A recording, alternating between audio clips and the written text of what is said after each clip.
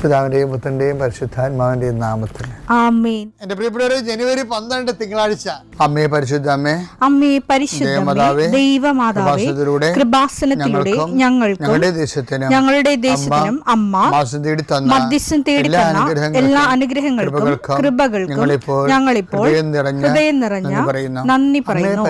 അമ്മേ പരിശുദ്ധമേ, ദൈവമാതാവേ, 2004 ഡിസംബർ 7 ഉച്ചകഴിഞ്ഞ് 2:30 കൃപാസനത്തിൽ സംഭവിച്ച അമ്മയുടെ പ്രത്യക്ഷപ്പെടലിനെക്കുറിച്ച് തിരുസഭയ്ക്ക് സമർപ്പിച്ചിരിക്കുന്ന പഠനരേഖകളുടെ മേൽ സഭാത്മകമായ പഠനം ആരംഭിക്കുവാൻ ഞങ്ങൾ പ്രാർത്ഥിക്കുന്നു.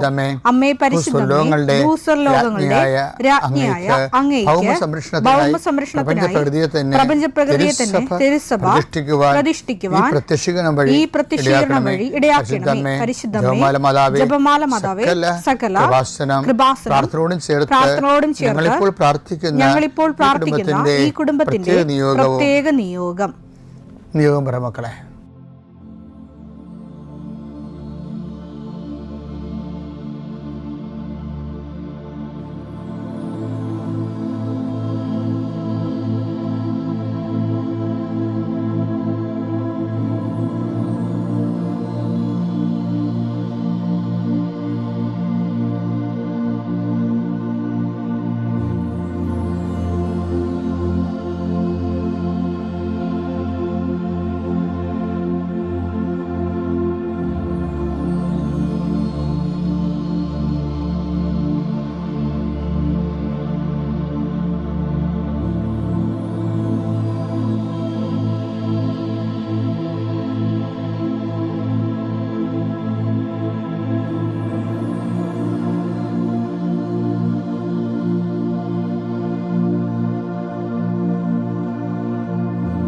അമ്മയുടെ പ്രത്യക്ഷീകരണത്തിന്റെ ഈ അനുഗ്രഹവേളയിൽ ഞങ്ങൾക്ക് സാധിച്ചു തരുവാൻ കനിയണമേ.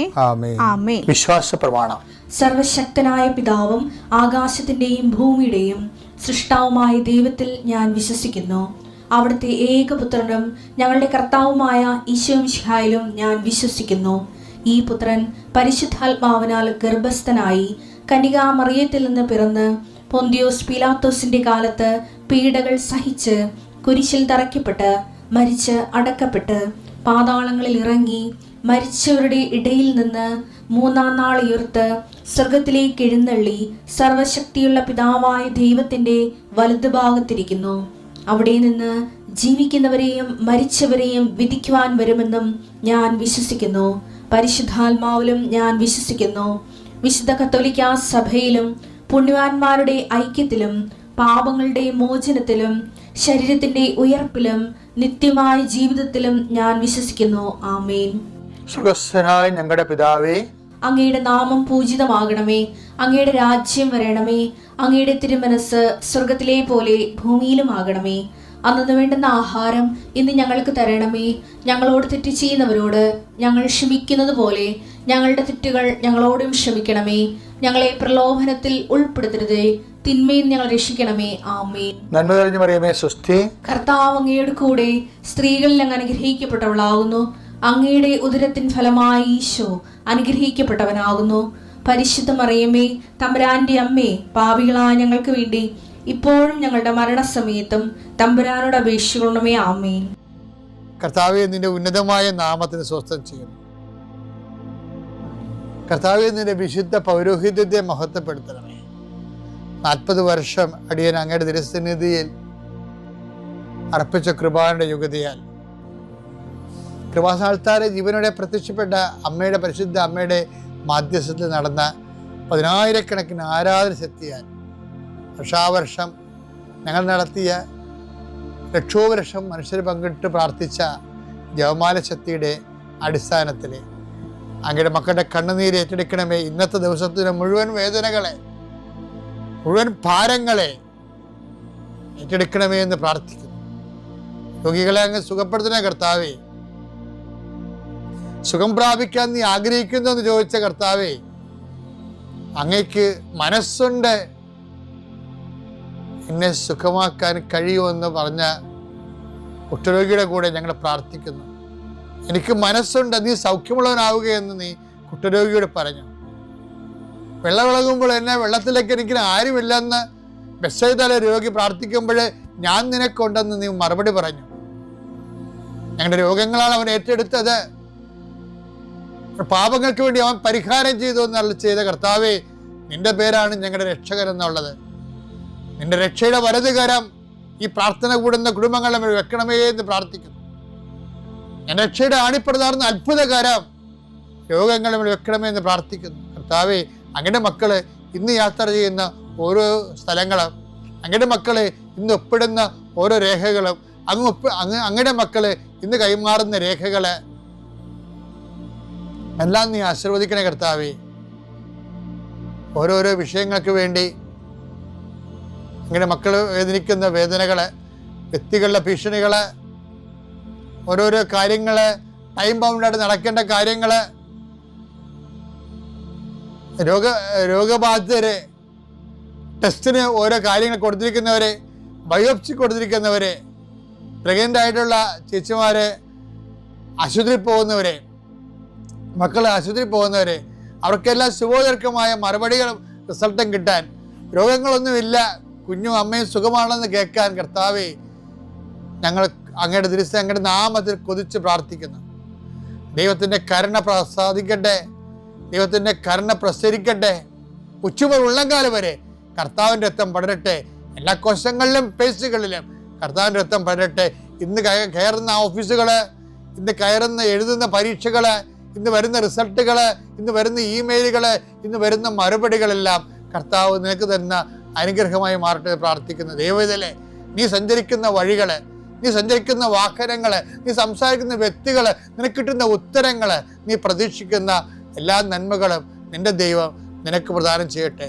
നിത്യപിതാവും പുത്രനും പരിശുദ്ധാത്മാവും സർവ്വസ്വരും നീക്കുക. ആമേൻ. എൻ്റെ പ്രിയപ്പെട്ടവരെ, വചനം എപ്പോഴും പരിശുദ്ധാത്മാവിൻ്റെ കൂടെ വായിക്കാൻ പറ്റത്തുള്ളൂ. നമ്മൾ വചനം വായിക്കുന്നുണ്ടെങ്കിൽ നമ്മൾ പലരുടെ കൂടെയാണ് വായിക്കുന്നത്. ഒരാളിൻ്റെ കൂടെ മാത്രമേ നമുക്ക് വചനം വായിക്കാൻ പറ്റത്തുള്ളൂ. അത് എഴുതിയ ആളിൻ്റെ കൂടെ മാത്രമേ വായിക്കാൻ പറ്റത്തുള്ളൂ. കാര്യം എഴുതിയ ആൾ ആ വായിച്ചുകൊണ്ടിരിക്കുന്ന സമയത്ത് തന്നെ ആ ഓൺ ടൈമിൽ ഓൺലൈനിലാണ് നമ്മൾക്കത് തർജ്ജമ ചെയ്തു തരുന്നത്. എന്താണ് അത് എഴുതുമ്പോൾ ദൈവം ഉദ്ദേശിക്കണമെന്ന് പരിശുദ്ധാത്മാവ് പറയും. അപ്പം നമ്മൾ കുറേ നാളിങ്ങനെ ദൈവത്തിൻ്റെ വചനങ്ങൾ കേൾക്കാൻ കൊതിച്ചും ആഗ്രഹിച്ചും ദൈവത്തെ സ്നേഹിച്ചും അത് ദൈവത്തിൻ്റെ മഹത്വത്തിന് വേണ്ടി നടപ്പിൽ വരുത്താൻ ഉദ്യമിച്ചൊക്കെ നോക്കുമ്പോൾ നമ്മുടെ ഒരു സത്യസന്ധത ദൈവത്തിന് പിടികിട്ടും. അങ്ങനെ ഒരു സത്യസന്ധത പിടികിട്ടിക്കഴിഞ്ഞാൽ ആണ് നമുക്ക് പരിശുദ്ധാത്മാവിൻ്റെ സഹായത്തിൽ വായിക്കാൻ പറ്റുന്നത്. ഇപ്പം നമുക്ക് ഇപ്പം ഈ മെൻ്റലി ചാലഞ്ച്ഡ്, ഫിസിക്കലി ഹാൻഡിക്യാപ്ഡ് ആയിട്ടുള്ള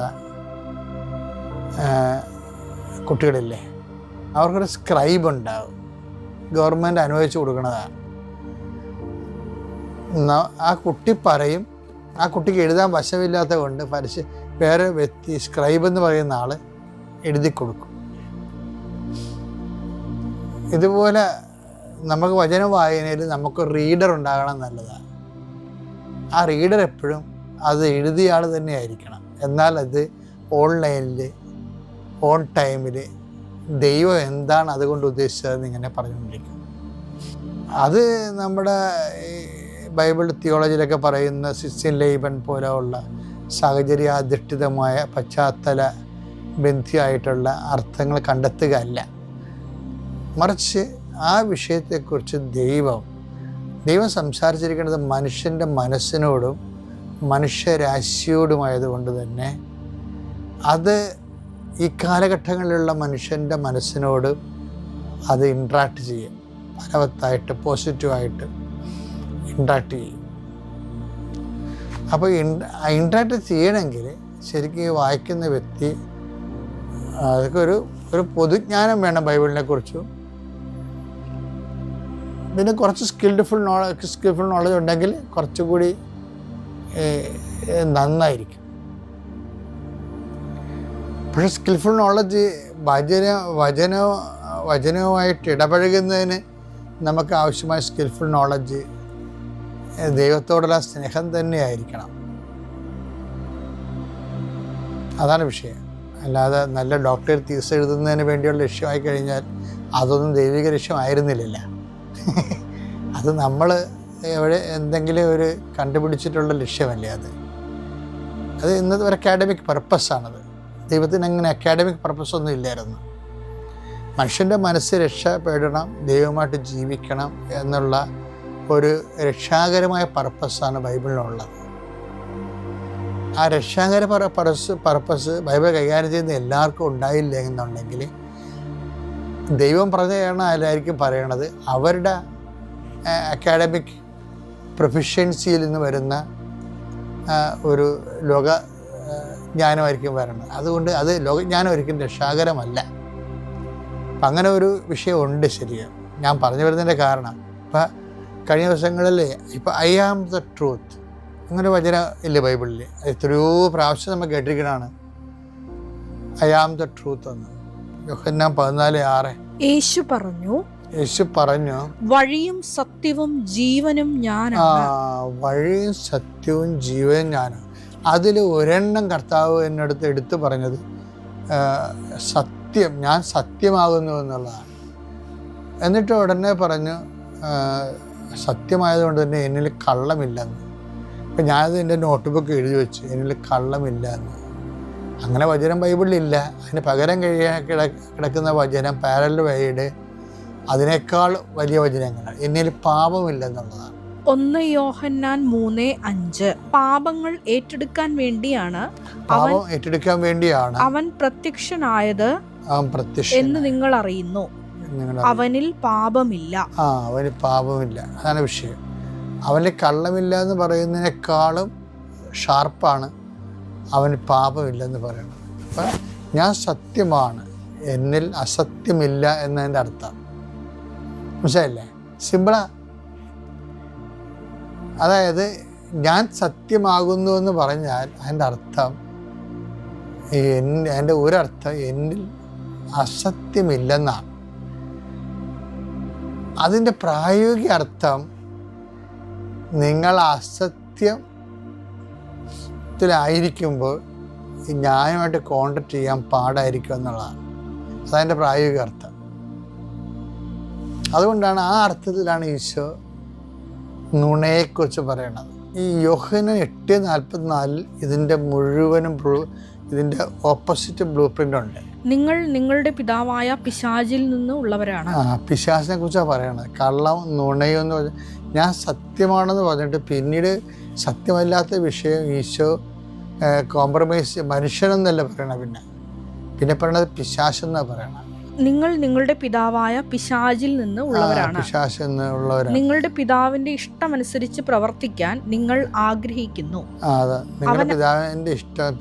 പിശാചിന്റെ ഇഷ്ടമനുസരിച്ച് പ്രവർത്തിക്കാൻ ആഗ്രഹിക്കുന്നു. അവനാകട്ടെ ആദ്യം മുതൽ കൊലപാതകിയാണ്. അവൻ ഒരിക്കലും സത്യത്തിൽ നിലനിന്നിട്ടില്ല. ഇപ്പൊ ഞാൻ സത്യമാണെന്ന് പറഞ്ഞതിന് ശേഷം അതിൻ്റെ കൂടെ വായിക്കാൻ പറ്റുന്ന കറക്റ്റ് പാരലൽ വചനം എന്താണ്? അവനൊരിക്കലും സത്യത്തിൽ നിലനിന്നിട്ടില്ല. എന്തെന്നാൽ അവനിൽ സത്യമില്ല. കള്ളം പറയുമ്പോൾ സ്വന്തം സ്വഭാവം അനുസരിച്ച് തന്നെയാണ് അവൻ സംസാരിക്കുന്നത്. കാരണം അവൻ നുണയനും നുണയുടെ പിതാവുമാണ്. എന്താണ് ഒരു പ്രശ്നം വെച്ച് കഴിഞ്ഞാൽ നമ്മൾ എന്തുകൊണ്ടാണ് നമുക്ക് ഡയറക്റ്റ് ദൈവാനുഭവം ഇല്ലാത്തതിൻ്റെ കാരണം നമ്മളെ കാര്യം കാണാൻ വേണ്ടിയെങ്കിലും കള്ളം പറയേണ്ടി വരികയോ ചെയ്യുന്നുണ്ട്.